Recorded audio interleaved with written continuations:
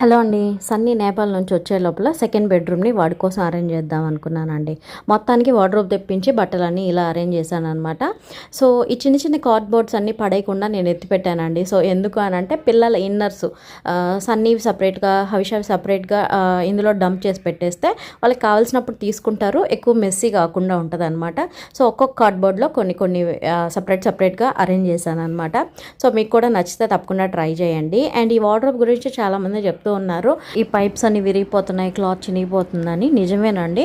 But ఇందులో మనం బట్టలని arrange చేసిన తర్వాత మూవ్ చేస్తే అలాగే జరుగుతుందన్నమాట. కాకపోతే మనం ఎక్కడ అరేంజ్ చేయాలనుకుంటున్నామో ముందైతే వార్డ్రోబ్ని సెటప్ చేసేసి ఆ తర్వాత బట్టలన్నీ అరేంజ్ చేస్తే కనుక చాలా సేఫ్గా ఉంటుంది. అండ్ ఇందులో యాడ్ చేసిన తర్వాత మూవ్ చేయకూడదు అన్నది నాకు అర్థమైంది. కంప్లీట్గా రూమ్ అయితే సెట్ చేశాను.